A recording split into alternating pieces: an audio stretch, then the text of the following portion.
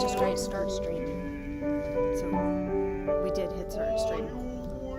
But is it actually playing?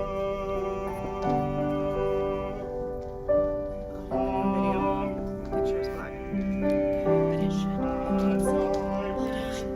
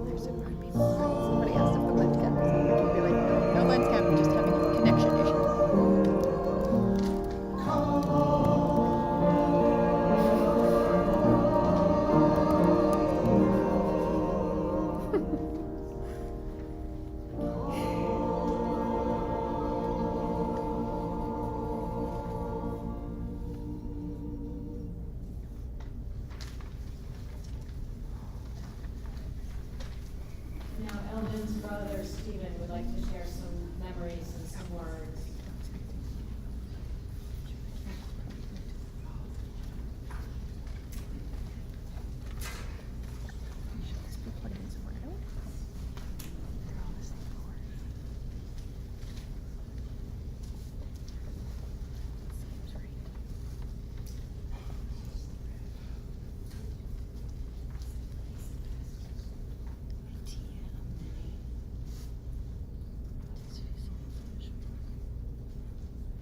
Elden was first. He was always first. He was the first child of our parents, Roy and Doris Jackson Carnahan. Roy's middle name was Elden. Elden was first. He was the first person in history to spell his name E-L-D-E-N. He also said that there was an X at the end of it, but the X was silent and invisible.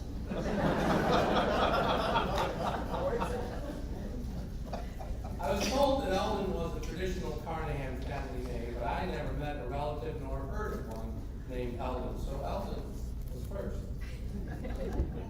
He was the first of us 4 siblings to look around, sit up, smile. Yeah, he used to do that. Teach, talk, and get potty trained.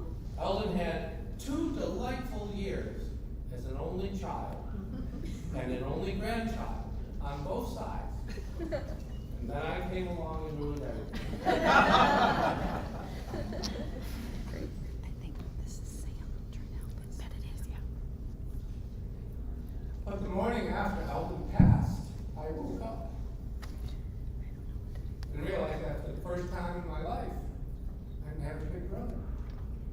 It is a very disorienting feeling. I don't remember this, but my mother told us that Elden was devoted to me at first. He watched over me and tried to help with my care. He would cry and scream if on a walk my mother pushed the stroller a little bit ahead. Elden and I became close companions for the early years of our lives. I have a memory of being out in the backyard with Elden when he was 6 and I was 4. And we were being harassed by a neighborhood kid who was 9 and making fun of us. I remember Elden telling him that together we were 10.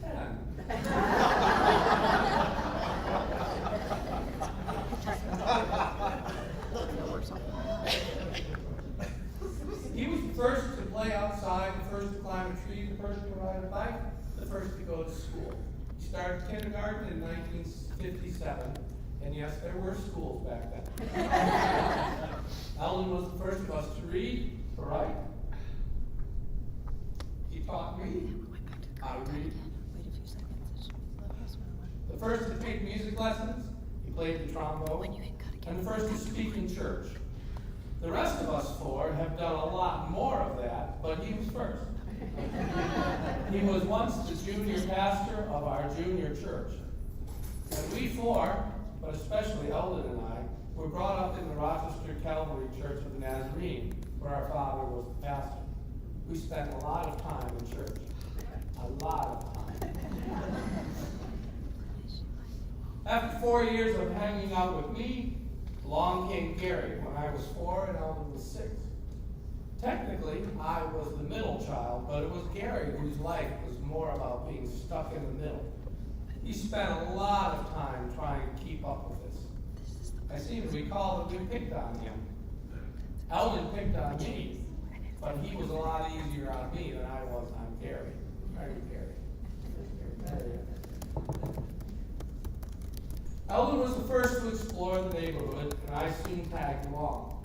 We loved to play Army with the other neighborhood kids, and the front lawn, the battlefield began to rage widely from our house to the shores of the Erie Canal, to our schoolyard, to the front lawn of the county home for the indigent, to a little vacant lot we called the PDG.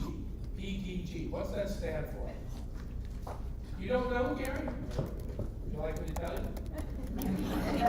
Just calling out. It was cleverly named the Pine Tree Grove. It was very like Elden to come up with names, many quite clever. He once bought a set of pencils with his name engraved on it, but he told them his name was Zadok Ignatius Vercingetorix.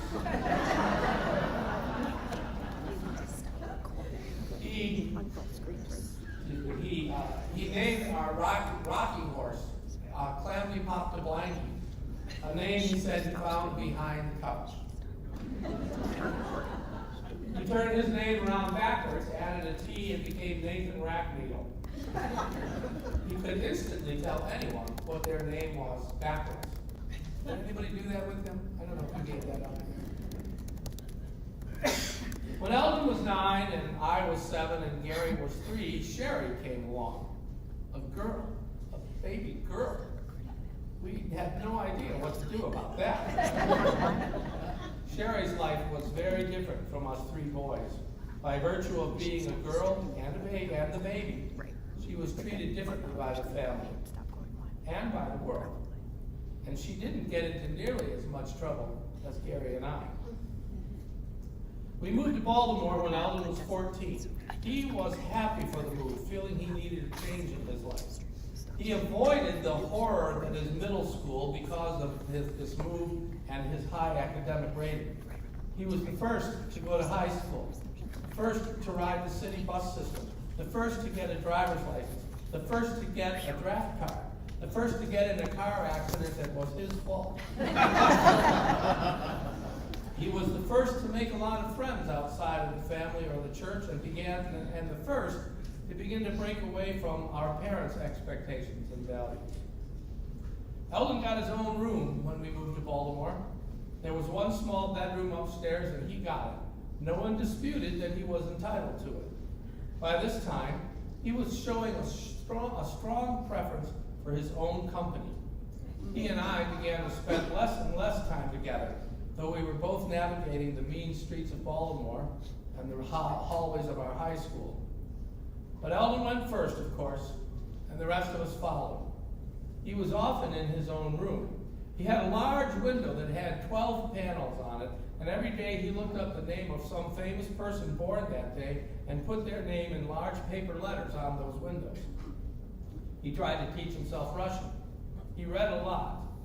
I don't think that Sherry got the best opportunity to know him, because by then he was closing his life more clearly around himself.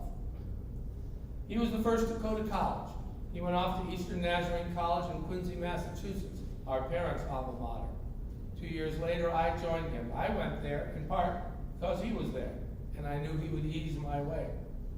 Gary and Sherry followed him. And of course, he was the first to graduate and head out into the wild world. He was the first to get married as well. Elden bounced around a little after that, but eventually settled back in Maryland and began to work for the NSA. He told us nothing about it. I asked him once if he felt that the work that he did really required that amount of secrecy, and he said, "I can't tell you that."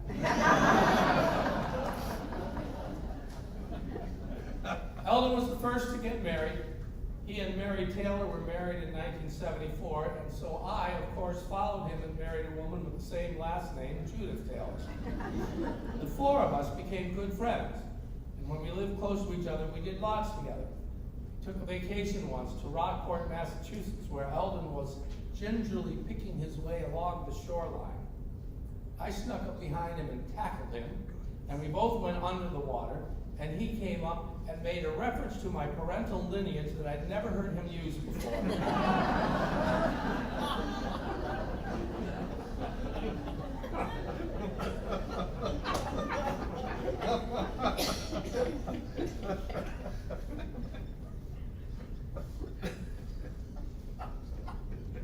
He was the first to have children, the first to have grandchildren. Of course, in the matter of children, Sherry far outdid any of us. But Elden, a bit to our surprise, became a loving and doting father and grandfather. There was nothing he wouldn't do for his girls, and he loved spending time with his 5 grandchildren. He was the first to buy a house. He bought the Eisenhower House in Laurel in 1990. He was the first to become a Presbyterian. As a Congregationalist, I am skeptical of this. But I know that this church began to mean a lot to him, especially his participation in the choir and in the mission work that this church does. I believe there are also many losers among us today. How many losers are there? Elden created this group of losers and made a community out of it and helped work hard to keep it together. Our father, Roy, passed away in 2017, and our mother, Doris, in 2019.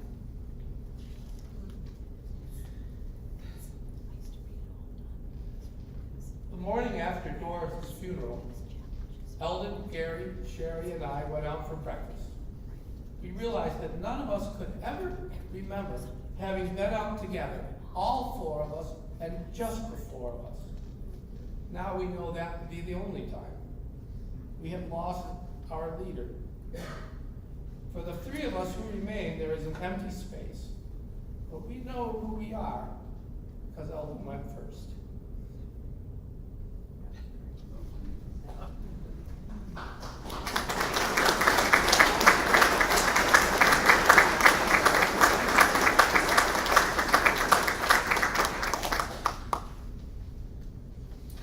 As Steve mentioned, Elden turned like a puzzle thing on the Washington Post into a whole community. They call themselves the Losers, and I know there's a better term for this, I can't remember it, but the head loser is Pat Myers, and she will share what it's been like to know Elden through that.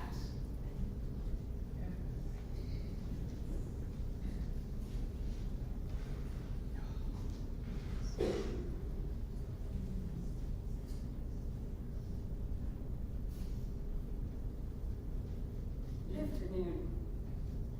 We've heard today a beautiful eulogy and from Steve's very moving speech. That's what an extraordinary person Elden was as a husband, a father, a grandfather, a brother, a colleague, a neighbor, parishioner, choir member. But I'd like to say a few words about a passion of his that lasted 30 years and earned him a measure of local celebrity, as well as the admiration and affection of hundreds of us. My name is Pat Myers, and the term is the Empress. I, as well as Jean Weingarten, who's also here today, have run the Invitational, a humor contest that ran each week in the Washington Post style section since 1993 and is now online. From the Invitational's very beginnings, Elden became a star of the contest, and his name became familiar to readers who would see it appear in the paper more than 500 times over the years as he got ink, as we called it, for wry, sometimes cynical observations as, you can do anything if you want it bad enough. That's why we see so many people who can fly.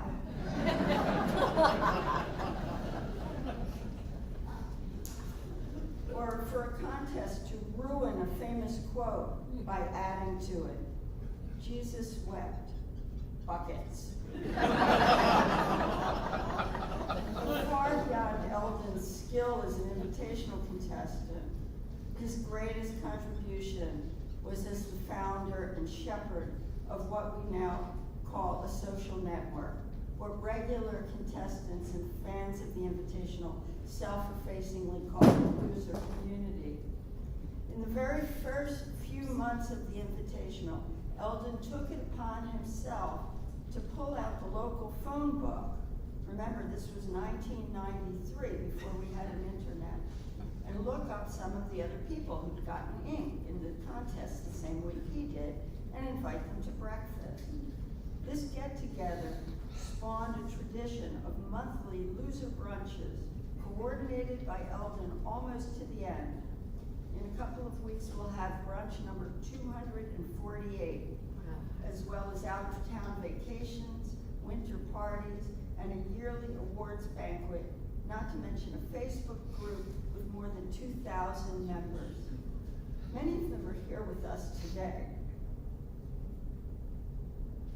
In this way, it's Elden who deserves the credit for the many, many lifelong friendships, and in a few cases, more than that, we've developed over these 3 decades. And of the greatest importance for the Invitational itself is Elden's self-appointed, entirely voluntary role as the keeper of the stats, meticulously logging for 1,500 weeks straight every blot of ink that some person or other won in the contest, well over 5,000 people over the years and ranking them in standings. This created for the contestants not simply the incentive to get their names in the Washington Post, but to get more ink than the other guy. This good-natured rivalry to vie for loser of the year.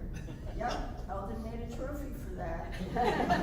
Well, surely the main reason that the Invitational continues to serve up so much high-quality humor week after week from brilliantly clever people who get only gag prizes, or more often no prizes at all.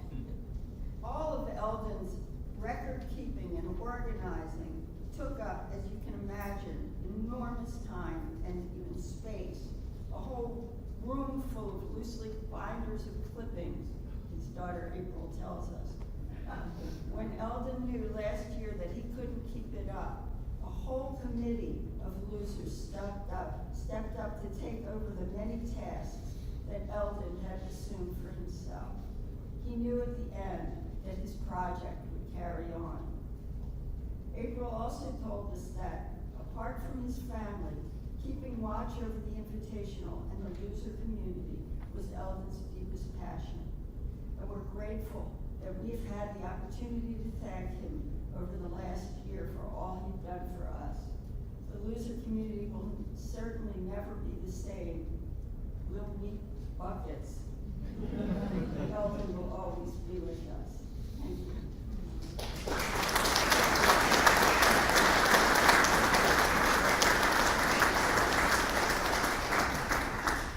And now from LPC, Dot Brownlee.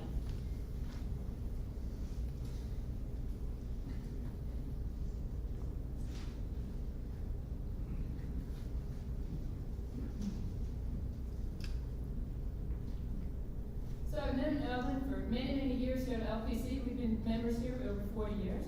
And I first knew him on the mission committee and as an elder, as he organized mission trips, managed the winter shelter, organizing food, volunteers, receiving donations of quarters for guests to do their laundry using a unique quarter bank that he brought, holding an alternative Christmas gift program to support several missions. And Elden did so much for LPC. In the last year, I witnessed the wonderful care that his family provided for him during his illness so that he could stay in Aunt Eisenhower House. When I was there, Elden was often sleeping, or so we thought, but I know he was actively listening to our conversations, and he would suddenly state pertinent information related to our discussions.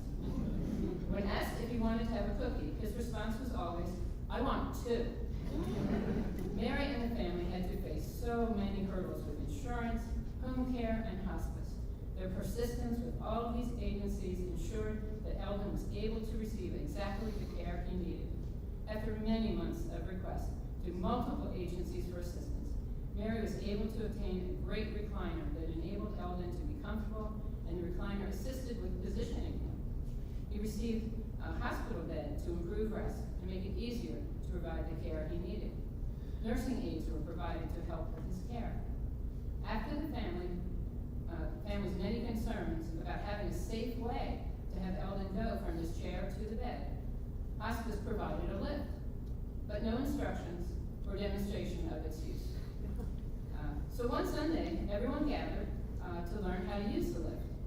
The teamwork by the family was impressive, and Elden was very willing to try to give it a try and go for a ride in the lift sling. The lift made his movement from bed to chair easier for everyone, including Elden. The family support provided for Elden was beyond amazing. April, Eric, Jamie, Lizzie, and Ellen being so close and helping with every need. Aaron, Brian, Lillian, and Owen always there when needed. And Brian staying for several days a week to give Mary support. And Aaron doing a great job arranging the furniture to meet Elden's needs. Mary and Elden's relatives and friends visiting frequently, encircling Elden with so much love and support. Knowing Elden has taught me to have a deeper understanding of people in many communities close, far, and wide that are in need of assistance. Shelter from the cold, food, clothing, housing repairs, and especially in need of our love and support so they can have their basic needs met. Thank you, Elden, for opening my mind to the world's needs. So, next time you want to eat a cookie, think of Elden and ask for 2.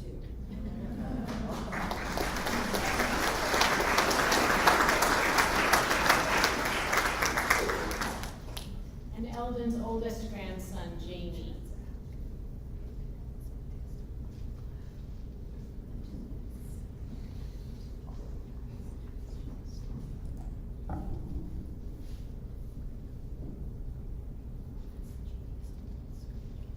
Throughout his life, Elden Carnahan was a great many things to a great many people. I think our entire family was surprised by the outpouring of emotional letters, love, and support from people whose lives Elden touched in some way. From beloved family and close friends to the losers and participants of the Style Invitational, his words and deeds reached farther than I could ever have imagined. He was something real and beloved to hundreds of people, many whom are in this room, something unique to each and every one of them. And for me, he was and will always be Gramps. I would like to tell you about Gramps today, to appreciate his life, and to love him for who he was to us. 6,210 days ago, Elden Carnahan became a grandfather with my birth, and gained the title of Gramps shortly after.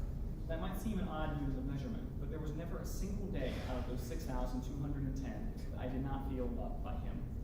From my birth to childhood years living with him, to the trials of his sickness, to today, the warmth of his love could be felt, near or far. Gramps didn't typically chase after his grandchildren for hugs, press us on details for our days at school, or repeatedly voice his affection for us, as one might think a grandparent is wont to do. His way was different, but it was just as beautiful. His way was to stand out in the blazing Maryland sun, watching over me as I jabbed every bell or whistle I could find in his old red truck. His way was to hold perfectly still, uncomplaining, while Owen, Lily, and Ellie all piled on top of him in his chair. His way was to be there when I had fallen and scraped my knee, when Lizzie had drawn a picture to show him, when Owen had come up with some devious new plan, when Lily wanted to go outside, or when Ellie was taking her first steps. For a man who hardly ever boasted, who was so profound with words, and who stuck strictly to that when asked what he was good at, it might seem odd that his actions spoke 100 times louder, but speak they did, and so loved did we feel. That was how Gramps showed his love, not only to his twerps, as he called us grandchildren, but also to others. My father, Eric, recalled that a request he helped with some yard work, a simple and often standalone sentence, meant so much more coming from Gramps. Enlisting my dad's aid was his way of welcoming him to the family, his promise to return that favor, and his method of bonding. As I am here in some capacity to speak for all 5 of Gramps' grandchildren, I think it only right to tell you how much his unending love means to all of us, and I believe that there is no better way to convey that love than in one's own words. To that end, I asked each of his grandchildren individually to tell me something about Gramps that they loved, and I would like to share their responses. From 15-year-old Lizzie, one of my earliest memories of Gramps is that he would pick us up from school if our parents couldn't. I can't remember exactly how often that happened, but I do remember that he'd bring Oreos for us to share and tell us we were driving through the cornfields because his GPS didn't know the ICC existed. I think that memory sums up who Gramps was to us in its own way. He was funny, he let us get away with things we probably shouldn't have, and he loved us so much. He expressed his love by doing things for people. Things like driving 45 minutes each way in rush hour traffic to pick up his grandkids.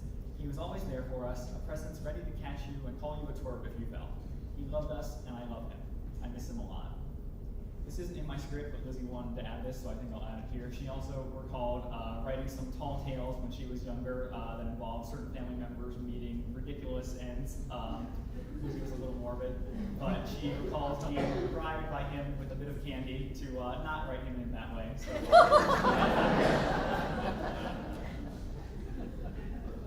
From 9-year-old Owen, he was really fun all the time. He helped me build with those cardboard blocks. He was really nice and funny.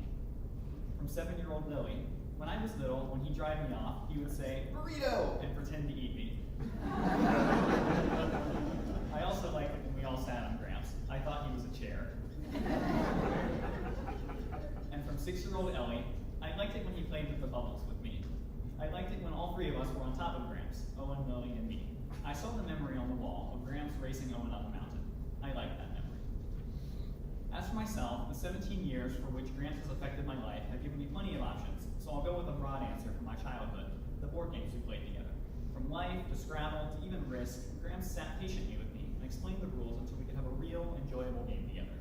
I quite vividly recall one occasion in which he taught me Monopoly and why the orange properties were the best, a 6, 8, or 9 straight out of jail will land you on one. Subsequent memories include games in which I started with a monopoly on said color, to no complaint from him. That was just how he was, ever vigilant, helpful, and supportive for his twerps. I will always hold that in my heart. Before I end off, I'd like to ask all of you whose lives Gramps touched in some way to take care. Take care was the last thing I said to him, and while it felt hollow for a time, I don't regret it now. For just 8 letters, and 2 syllables, those words hold an incredibly powerful meaning. It's what Gramps always did for us. It's what I believe he's still doing for us, wherever he is, and it's what he would want us to do for ourselves and for each other. Please take care. We love you, Gramps.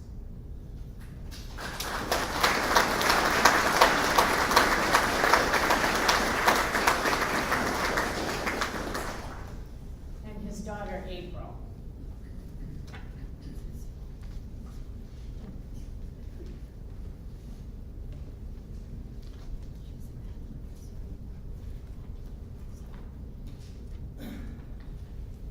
Hi, everyone. As many of you know, Dad was a great writer, and he spent a lot of time in the last year of his life assembling and polishing all the funny and interesting little vignettes that he had written over the years. I had that absolute honor of helping get them all typed up and published in a book that he gave out to all of us as Christmas presents last year. I knew I wanted to talk to you all about how it was Dad's mission in life to be of help to his family. And fortunately, there is a relevant story in the book. So let's hear directly from Dad for a moment. I'm going to read to you from the Book of Elden, as I call it, chapter 30. And the title is, Was There a Time When a Pet Caused Mischief? We remember it as the Midnight Rescue Convoy. On April Fool's Day in 2006, it became clear that our recent college graduate and her new dog should not have signed up to sublet half of an ancient townhouse in Georgetown. The lessee of record, a discharged Iraq War veteran, turned out to have more coping difficulties than our first introduction to him had revealed. Aaron, our graduate, was not directly asking for help, but we as parents knew we had to get her out of there. So, with a son-in-law, we drove down there in 3 vehicles, illegally parked in front of the place, and began to quickly load her stuff and her yellow lab, hoping to be gone before Captain Strangelove returned from wherever he was hunting at. We made it with minutes to spare. Erin was relieved and understandably disappointed that her first attempt to live away from home had ended so badly. As we unloaded at our house in suburban Maryland, well past midnight, her dog got loose. He likes to play, and he began to gallop all over the front yard, eluding everyone's attempt to corral him. Erin was very distressed until we remembered that this dog would nip at the head of anyone lying on the ground. We all hit the dirt. So, it has come to this, I thought, lying in the gutter in the middle of the night, hoping to be bitten in the head by a dog. We did catch him. So, I love that story. It's funny, and it's just such a great example of how Dad absolutely reveled in helping us. 4 years ago, my family moved back from England and into a house across the street from Mom and Dad. Dad said this of his aspirations for the future: I'm retired. I got to see plenty of the world visiting the Albertines in Europe, but now that they're back, I don't much care if I do any more international travel. I just want to be of help to my kids and grandkids. And help he did. He was never overbearing about it, but there was nothing he loved more than getting to play a supporting role in the things that were important to us. Growing up, he was there for all the softball games and all the school activities, all the music recitals. When I decided to make a scale model of the solar system for my sixth grade science project, he was there to help. By the way, it turns out that if you put the sun in downtown Baltimore, and if you put the Earth a few blocks away, Pluto ends up like way down on the southern tip of the Delmarva Peninsula. Okay? So Dad and I drove all over Maryland that day so I could get a picture of me holding a cutout of the planets at the right spot on the map. When Aaron and I bought our own houses for our growing families, he helped.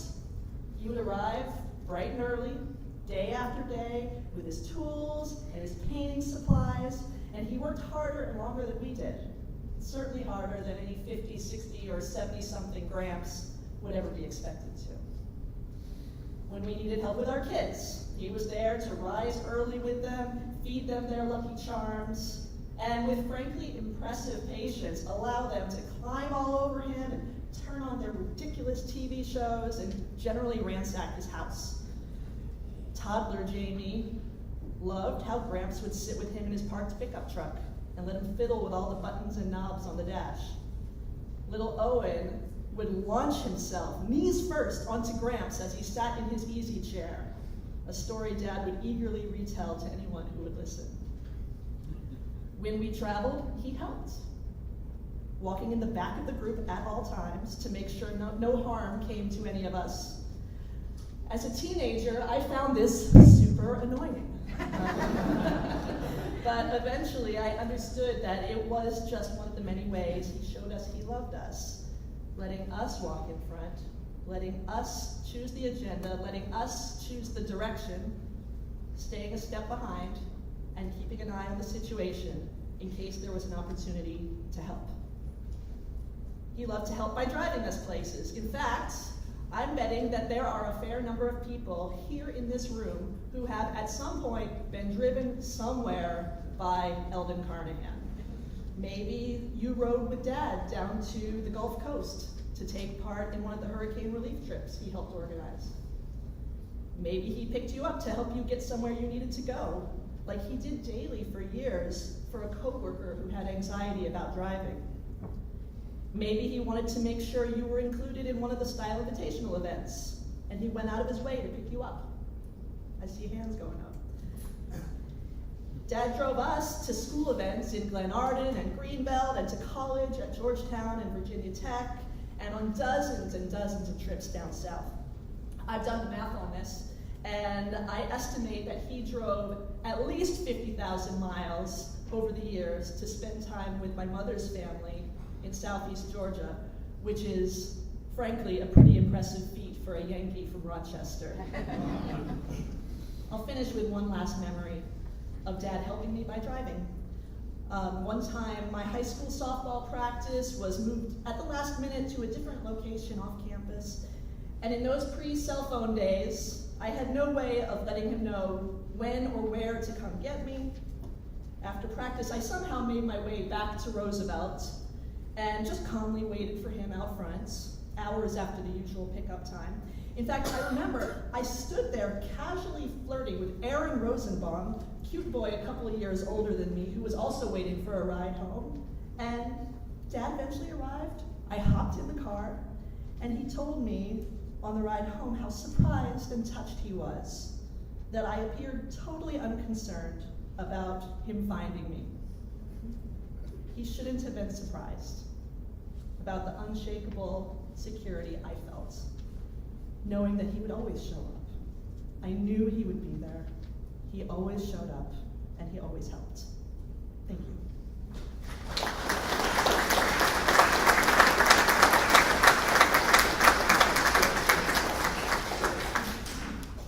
You've heard a ton about how Elden made his family such a priority, and I would like to tell you just shortly what it was like to be his pastor, because first of all, it took me years to get to know him. He and Mary never came to worship. They were very happy going to the Sunday school class where they could get into well, I doubt Mary did this, but get into very intense intellectual debates about current events. You could sometimes hear them through the walls, getting very vehement. But then the mission trip, the very first mission trip happened, and Elden was on board. 9 months after Katrina, he drove down and spent hours being the driver, looking for construction materials that were hardly able to be found, looking for food for the people, for the crew, helping build their own beds. And from that moment on, he was integral to the life of LPC. And two things that happened that made me think maybe he's a better Christian than I am, because there's no way I'd be helping out like that. One mission trip, there was an intern, a different intern than the first one, who was complaining pretty late at night that her wrist was hurting. And yes, we had been doing some hammering through the day and some light construction work, but when she started complaining about her wrist hurting, all the mothers rolled their eyes and we looked at each other and were like, yeah, right. Take some ibuprofen, call it a day. Not Elden. Elden said, if she thinks she needs to go to the emergency room, then I will drive her. And we just looked at each other like, is he crazy? But no, she thought she needed to go to the emergency room for her sore wrist, and he took her. And then the other story is when he took someone nobody knew down because she wanted to participate in the mission trip. And some of us could tell, even though we hardly knew her, that perhaps she had some mental illness issues, and this perhaps would not end well. At one point, she insisted he drive her to some other state other than Louisiana. So imagine, you've already done this great favor and driven somebody from Maryland all the way to Louisiana. She wants to be driven to yet another state, but she refused to get into the car until he agreed to something ludicrous, like not going over the speed limit or something. I don't remember the details. But when I heard the story, I thought, I'd have left her on the side of the road. But not Elden. And Elden loved to challenge me. His most famous challenge was to preach on the she-bears who ate the youth who taunted Elisha because he was bald. Find some good news in that, Amy. I have no idea what I said. But somehow something came out of it, thanks be to God. So we know how much Elden mattered to all of us, and I suspect that he would have preferred that his family and friends not witness his last several months. He was a proud and independent and brilliant man. But more important to him than his own dignity was his love for you. And so as all of us tell stories and we share memories and we laugh and we cry, we also know the gift that Elden was. And there just aren't enough words for that. So who knows what he's getting up to in the afterlife? I'm sure there's a loser club there. And I wouldn't be surprised if he's working hard on that house with many rooms, not made with earthly hands, eternal in the heavens, where he's been welcomed home in Christ. Let us pray. God of all creation, before whom generations rise and pass away, we give you thanks for your servant Elden, for all in him that was brilliant and generous, his passion for good music, a unique turn of phrase, his love and time spent with each of his grandchildren, for how he welcomed his son-in-laws, how he adored his two girls, rejoicing in how they turned out, his long, steadfast love and life with Mary. So with thanksgiving for his life, thanksgiving that we got to know him and have him touch our lives, and for all the ways he served you faithfully, we are grateful, O Lord, that for him death is past and pain ended, and that he is now whole, welcomed into the joy of Christ, who taught us to pray together, saying, Our Father, who art in heaven, hallowed be thy name.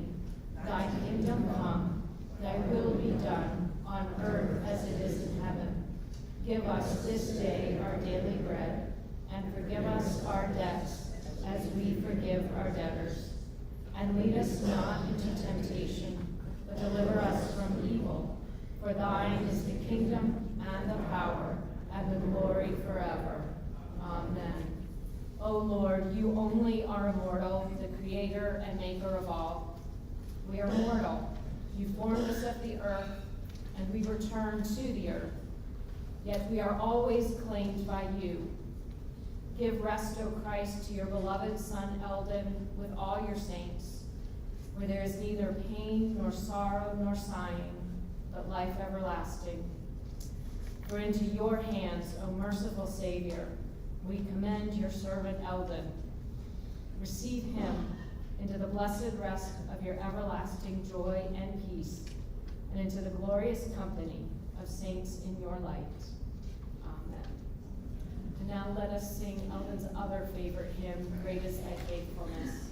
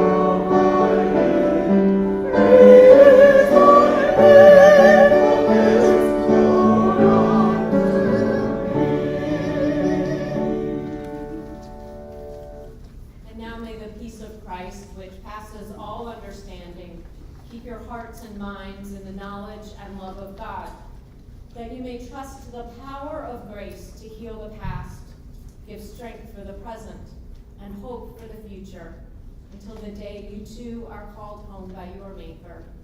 Amen. Please be seated.